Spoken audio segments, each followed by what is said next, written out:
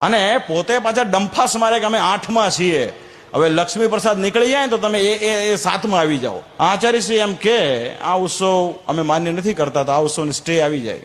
કોઈનો લલ્લો ચપ્પો રાખવાનો નહીં. આજે રહીએ કે કાલે રહીએ કે નોય રહીએ, સંપ્રદાયમાં આવ્યા છીએ તો કઈ અહીંયા માલ મિલકત કે ઓળખાણ પીછાણ થઈ જાય ને મોટા થઈ જાય એના માટેનું છે જ નહીં કાર્યક્રમ. તમે જેમ વિચારો, તમે જેમ ધારો એમ અમે કરતા રહીએ તો અમે સૌથી સારામાં સારા આચાર્ય મહારાજ. આ તો જૂના કરતા હારા છે, સમજો ને ભાઈ. લલ્લો ચપ્પો રાખે નહીં. આ બધા શ્રીજી મહારાજની વાત છે. તમને સત્સંગ મહાસભાએ બેસાડેલા છે માટે તમારી સર્ટન એક લિમિટ છે. તો અમે તો બેઠા ત્યારથી અમારે તો કોઈ હૃદયમાં સંકલ્પ વિકલ્પ છે નહીં. આખા સંસારના કોઈ જજ હોય ને તો હરિકૃષ્ણ મહારાજ છે. પણ અમે કાંઈ કોઈ પ્રકારના કોઠા કવાડા કરીને લોકોને ભડકાવીને લોકોને ગેરમાર્ગે દોરવામાં અમને વિશ્વાસ નથી. જો અમે તો એવો સમાજ ઈચ્છીએ કે એક દિવસ અમને પણ એમ કહી છે કે મહારાજશ્રી તમે જે બોલો છો ને એવી વાત છે નહીં, ખોટી વાત છે. જે દિવસે એવો સમાજ તૈયાર થશે ને તે દિવસે સંપ્રદાયનું એક બહુ મોટું કામ થશે. તો વાલા ભક્તજનો બસ આ વાત કર્યું મને કે તમે આના દ્રોહી ગણાશો, આના દ્રોહી ગણાશો. મેં કીધું ભાઈ મારા ઈષ્ટદેવ સ્વામિનારાયણ છે, એ મને જે કહી ગયા એ ફૂલ એન્ડ ફાઇનલ. બાકી મને તમારી જેવી વાતમાં કોઈ રસ છે નહીં. અને ખાસ કરીને મૂળ સંપ્રદાય સિવાય બીજે ક્યાંય જોવા તમને મળે નહીં. જેટલા લોકોએ સત્સંગની દેશી કાઢી છે મોટા ભાગના બધા ત્યાગી દ્વારા પ્રવર્તિત કહેવાતી સંસ્થાઓ છે. હવે એમને ત્યાં પૂછવામાં આવે ત્યાં તો સૌથી પહેલા તો વર્ણાશ્રમના ધર્મનો જ ભંગ થાય. મોટા ભાગે વૈશ્ય વર્ણના હોવાના કારણે બ્રાહ્મણ ક્ષત્રિયને મંત્ર આપવાના અધિકારી હોતા નથી. અને ખાસ કરીને એમને આ પ્રશ્ન કરવામાં આવે કે તમારે ત્યાં સ્ત્રી ભક્તોને મંત્ર કોણ આપી શકે, કારણ કે તમે તો શ્રીધનના ત્યાગી છો. હવે સર્વાઈવલ માટે, ટકી રહેવા માટે, પોતાનું ડીંડવાણું ચલાવવા માટે એમણે એને કે પ્રક્રિયાઓ અપનાવવી પડે. હવે વર્તમાન સમયની અંદર જ્ઞાનનો બહુ મોટો અભાવ છે. આથી 2 પેઢી પહેલાના જે ભક્તજનો હતા એ વચનામૃત, શ્રી ભક્ત ચિંતામણી હોય, શ્રી હરિચંદ્ર સાગર ગ્રંથ હોય કે શ્રીમદ સત્સંગી જીવન ગ્રંથરાજ હોય કે આપણા જેટલા પણ માન્ય શાસ્ત્રો હોય એનો અભ્યાસ કરતા. એ કહી શકે એવા સમર્થ હતા. કોઈ પણ સભાની અંદર પોતાની ઘરની ધોરાજી ચલાવે તો એ ઊભા થઈને કહી શકે સાધુરામ તમે જે કહો છો ને એવી વાત અહીંયા છે નહીં. ક્રમશઃ પરિવર્તનશીલ જગતની અંદર આ બધી વસ્તુઓનો અભાવ થતો ગયો, એટલે રેડીમેડ જ્ઞાન પ્રાપ્ત થતું ગયું. અહીંથી જે પીરસવામાં આવે એનું પાન કરી લેવાનું. સત્ય અસત્યની કોને પડી છે? તો એના કારણે એ કહેવાતા જે કોઈ હોય પોતાની રીતે જે થિયરી અપનાવે તેને ગાડરીઓ પ્રવાહ જેને કહેવાય, ઘેટાઓનો સમૂહ જેને કહેવાય એનું અનુસરણ કરે. પણ જ્યારે શ્રી હરિની વાત આવે ત્યારે સહજાનંદી સિંહનું ટાઇટલ લાગતું હોય છે ભક્તોને. તો એ જે સહજાનંદી સિંહ હોય છે, જે પાકા હોય છે, એ ક્યારેય કોઈ પણ વાતમાં 19-20 કરે નહીં. અને શ્રીજી મહારાજ કે કોઈ વિમુખ હોય ને તેના વેણ ઉપર વેણ લાવીને એને પરાસ્ત કરે, કોઈનો લલ્લો ચપ્પો રાખે નહીં. આ બધા શ્રીજી મહારાજની વાત છે. તો બસ વાલા ભક્તજનો, મૂળ સ્થાનેથી એ કહેવામાં આવે છે આપણા જેટલા ઉત્સવ હોય, આપણા જેટલા પ્રસંગો હોય, આપણે જે કાંઈ નાની મોટી બાબત હોય, અન્નકૂટ તો ભગવાનનો હોય, કથા તો ભગવાનની હોય, કંઈ પણ બાબત, કોઈ પણ બાબત, અભિષેક આદિક, એ તમામે તમામ એ ભગવાનના સંબંધને પામેલી બાબત હોય છે. જે ભગવાનના સંબંધને પામેલી બાબત હોય એ જ સત્ય સત્યાત્મક હોય છે. બાકી બધી વસ્તુ કલ્પિત હોય છે અને આંકડાના તુલની જેમ ઉડી જતી હોય છે. આંકડાનું તુલ સમજો છો? આમાં ઘણા ગામડાના આપણા ભક્તજનો હોય એમને ખ્યાલ હોય, ગામડામાં સીમમાં આંકડો ઉગ્યો હોય, એમાં કેરી જેવું એક ફળ આવે. એ પ્રથમ કેરી જેવું લાગે પણ કેરી હોય નહીં, એ વંટોળીઓ આવે ને તેમાં તુલ ભેગું તુલ થઈ જાય. એમ ઘણાની ભક્તિ પ્રથમ બહુ સારી દેખાતી હોય. તો વાલા ભક્તજનો, મૂળ વાત આ છે. ભજી ભજીને ભગવાનને ભજવાના છે, ભગવાનને પામવાના છે અને ભગવાનને રાજી કરવાના છે. બાકી બધી વસ્તુનું કોઈ સ્થાન છે નહીં.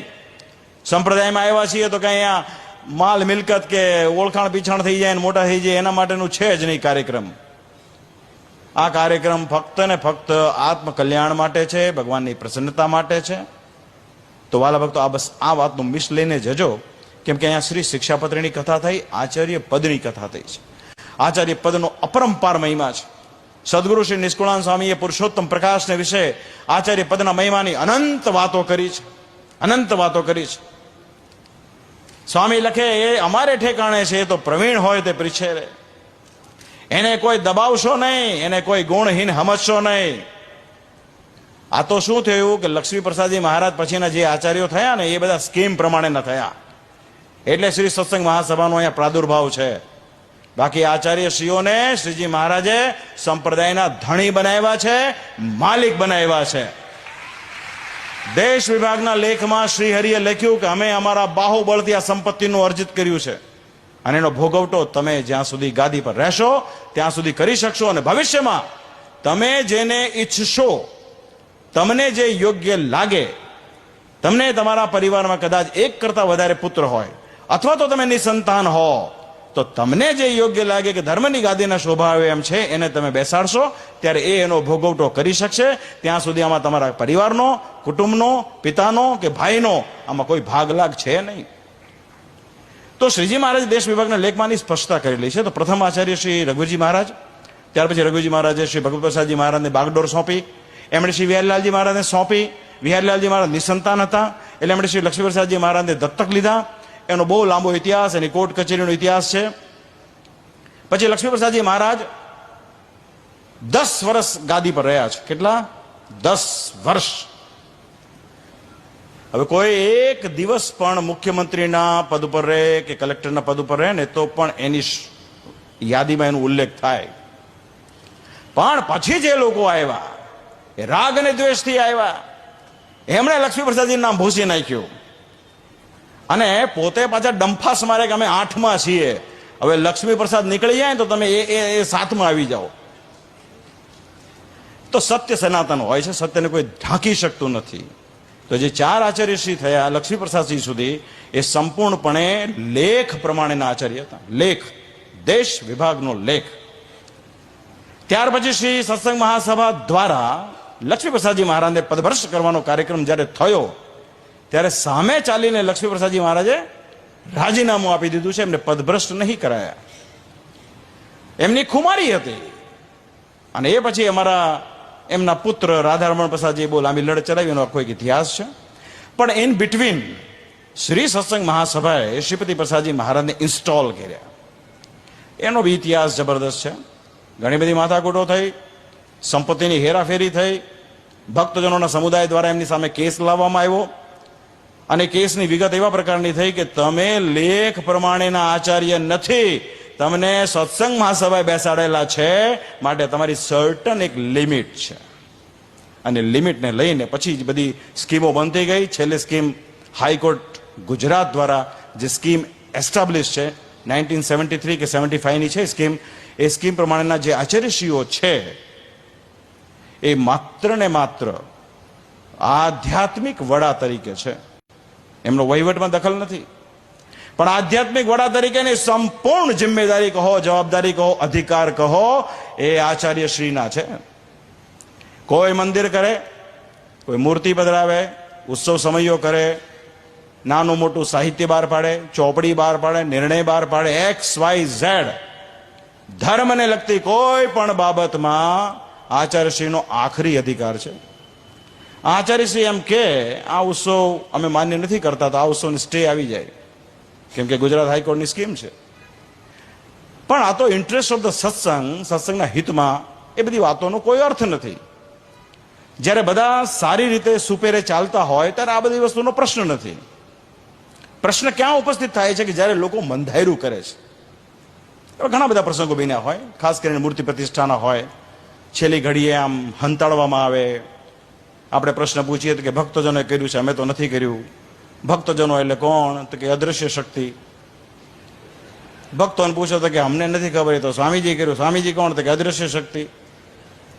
તો નિખાલસપણું ક્યાંક ક્યાંક ઓછું દેખાય. એની પાછળનું કારણ એક આકાંક્ષા હોય છે, એક ધાર્યાપણાનું હોય છે કે અમે કરીએ એમ કરવું જોઈએ. હવે તમે જેમ વિચારો, તમે જેમ ધારો એમ અમે કરતા રહીએ તો અમે સૌથી સારામાં સારા આચાર્ય મહારાજ 100 વખત કર્યું અને એક વખત ના પાડીએ ને તો કે આ તો આ તો જૂના કરતા હારા છે, સમજો ને ભાઈ. તો બસ આ વાલા ભક્તોનો મૂળ વાત છે. શ્રી સત્સંગ મહાસભાની વાત સ્વામીજીએ કરી. નો ડાઉટ લક્ષ્મીપ્રસાદજી પછીના જે આચાર્ય થયા છે એ બધા શ્રી સત્સંગ મહાસભાની સાથે કરારનામા સાથેના થયા છે. XYZ કોઈ પણ હોય, હવે લેખ પ્રમાણેના નથી. તો સારી વસ્તુ છે ને, ડેમોક્રેસી છે ને, for the people by the people. એ જે વાર્તા અમેરિકાની છે એ પ્રમાણેની છે ભાઈ. પબ્લિક જે ભક્તજનો છે, જે સંતો છે, એમના હૃદયમાં જે વસ્તુ થવી જોઈએ ને. તો અમે તો બેઠા ત્યારથી અમારે તો કોઈ હૃદયમાં સંકલ્પ વિકલ્પ છે નહીં. આખા સંસારના કોઈ જજ હોય ને તે હરિકૃષ્ણ મહારાજ છે. આ બધું એને અર્પણ છે. આજે રહીએ કે કાલે રહીએ કે નોય રહીએ, પણ અમે કાંઈ કોઈ પ્રકારના કોઠા કવાડા કરીને લોકોને ભડકાવીને લોકોને ગેરમાર્ગે દોરવામાં અમને વિશ્વાસ નથી. જો આપણે એવું માનતા હોઈએ કે સમગ્ર સૃષ્ટિના કરતા કરતા એકમાત્ર શ્રી હરિ છે, એની મરજી વગર સૂકું પાંદડું પણ ફરવા સમર્થ નથી, તો પછી આ વાત આવે ક્યાંથી? તો બસ વાલા ભક્તજનો, અંતમાં હું ભગવાનના ચરણમાં એ જ પ્રાર્થના કરીશ કે આપણે બધા મૂળ સંપ્રદાયના અનુયાયીઓ છીએ. આમાં આપણે આપણું કલ્યાણ લેવા આવ્યા છીએ. અમે બીજી બધી વસ્તુ બહુ બાય પ્રોડક્ટ છે. હાર પહેરાણો, સાફો બંધાણો, નો બંધાણો, નો બોલાવ્યા, આમાં કેટલાય ભક્તોને હું ઓળખું છું કે સર્વસ્વ આપ્યા પછી પણ કોઈ વસ્તુની અપેક્ષા નથી રાખતા. સૌથી સુખીમાં સુખી અને સૌથી રાજીપાનો અધિકારી એવા ભક્તો છે. બાકી જે અપેક્ષા રાખે છે ને એને કાયમ ઘટે છે, કાયમ ઘટે. તો મૂળ વાત એ છે કે આપણે અહીંયા સત્સંગમાં કેવળ રાજીપો રળવા આવ્યા છીએ.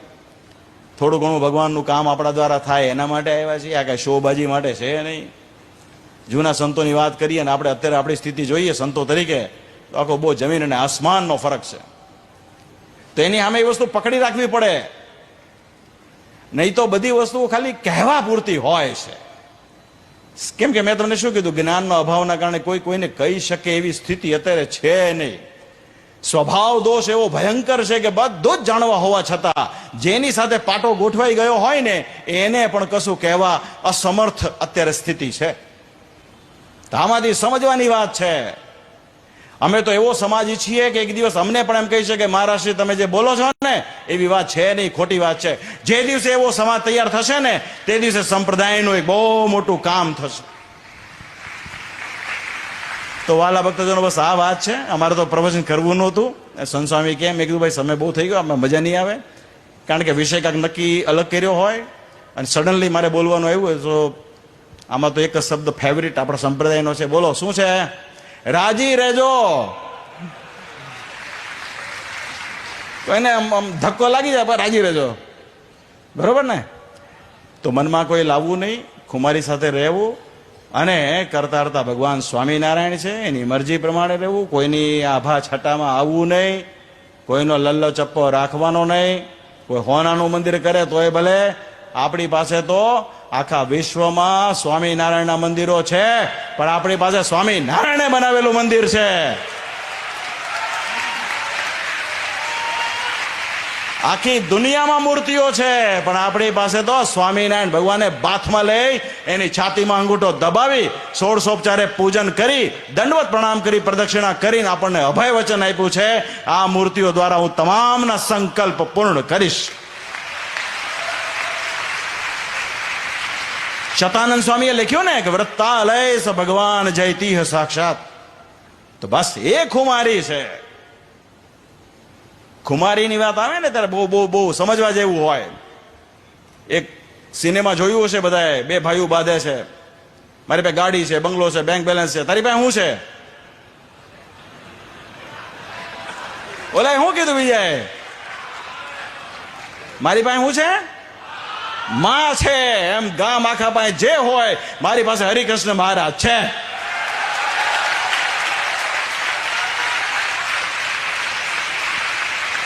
બસ આ આનંદ છે. તો ભગવાનની કાયમ કૃપા રહે ને ભાઈ. જે તમે સદગ્રહસ્થો તમે જે દાન કરો છો ભાઈ, તમારી દાનને અમે બહુ હૃદયથી આજે ખરેખર બિરદાવીએ છીએ. આ તો ભાઈ સ્વામિનારાયણ સંપ્રદાય અને સંતો દ્વારા ઘડાયેલા સમાજ દ્વારા થઈ શકે. તો બસ એ પ્રમાણે આપ સૌ સેવા કરજો. કોઈ વસ્તુની આશા નહીં રાખવાની. શ્રીજી મહારાજે વચનામૃતમાં એક એવું બહુ સરસ વાત કરી કે ઓલો અંગ્રેજ પાતશાહ બેઠો હોય, ગવર્નર, ત્યાં કોઈને એવો સંકલ્પ થાય કે એની બાજુમાં મારી ખુરશી પડે. અત્યારે આપણે મોદી સાહેબની વાત કરીએ, મોદી સાહેબ આગળ કોઈને એવો સંકલ્પ થાય છે મોદી સાહેબની હારે જમીએ? એ શક્ય જ નથી. તો અનંત કોટી બ્રહ્માંડના આધાર જે પુરુષોત્તમ નારાયણ છે એની તો જીવ અમાન્ય રાખતો નથી. તો એ વાત બહુ સમજવા જેવી છે. અને એ ભગવાનને જે ભજે છે એ સંતની પણ જીવ અમાન્ય રાખતો નથી, કારણ કે એને પોતાના જેવા ગણે છે. તો આ બધી વસ્તુઓનો કાયમ અનુસંધાન રાખજો. આ વચનામૃત, ભક્ત ચિંતામણી, શિક્ષાપત્રી અને શ્રીમદ સત્સંગી જીવન આપણા 4 મુખ્ય શાસ્ત્રો છે અને 5મો દેશ વિભાગ લેખ છે. બાકીની બધી વસ્તુઓ આ 5ને જો એન્ડોર્સ કરતી હોય તો યોગ્ય છે, અન્યથા ત્યાગ કરવા યોગ્ય છે. કેમ કે ભળતી વાતોનો કોઈ અર્થ છે નહીં. મને ઘણી રીતે ઘણી બધી રીતે તાયવા, દબાવ્યા, ફલાણું કર્યું, ઢીકણું કર્યું. મને કે તમે આના દ્રોહી ગણાશો, આના એવું ગણાશો. મેં કીધું ભાઈ મારા ઈષ્ટદેવ સ્વામિનારાયણ છે, એ મને જે કહી ગયા ફૂલ એન્ડ ફાઇનલ. બાકી મને તમારી જેવી વાતમાં કોઈ રસ છે નહીં. સ્વામિનારાયણે કીધેલું હોય બતાવો તો એ વાત છે. શિક્ષાપત્રી ફૂલ એન્ડ ફાઇનલ છે. એમાં કઈ એક અક્ષર, એક ટીપું, એક કોમા, એક લીટી પણ ઉમેરી શકવાની સામર્થ્ય આ સંસારના કોઈ જીવમાં નથી. અને એ પાછા સર્વોપરીની વાત કરતા હોય. અને એને પૂછીએ તો કે એ તો સ્વામિનારાયણ એ વખતે બીતા હતા ને એટલે એને લક્ષ્મીનારાયણ પધરાવ્યા છે. બાકી આપણે તો સ્વામિનારાયણ, બીજું કોઈ નહીં. લ્યો હાલો તમે તો લખો નવી શિક્ષાપત્રી. શ્રીજી મહારાજ કે શ્રી કૃષ્ણ ભગવાન અને એના વારાધિક અવતારનું યુક્તિ પ્રયુક્તિ કરીને કોઈ ખંડન કરવું નહીં, કડક શબ્દોમાં કીધું. અને છતાં તમે કરો તો મુબારક છે. તમને સ્વામિનારાયણ લેવા આવે ત્યારે કહેજો. હા, પછી સ્ટોરી બનાવો તો વાત જુદી છે. તેજનો પ્રકાશ ને ફલાણું ઢીકણું થાય એમ. એટલે વાલા ભક્તજનો, કલ્પિત હોય છે. અને કલ્પિત છે ને એ આંકડાના તૂળની જેમ ઉડી જતું હોય છે, કપૂરની જેમ ઉડી જતું હોય છે. સત્ય સનાતન છે ને સત્ય ટકવાનું છે. આ પૃથ્વી, સૂર્ય, ચંદ્ર રહેશે ને ત્યાં સુધી મૂળ સ્વામિનારાયણ સંપ્રદાય, વડતાલ લક્ષ્મીનારાયણ દેવ ગાદી, એની ધજા ફરકતી રહેશે. તો ભગવાન આપ સૌનું ખૂબ મંગળ કરો એવી હૃદયથી એમના ચરણમાં પ્રાર્થના સાથે અમારા ભાવથી જય સ્વામિનારાયણ.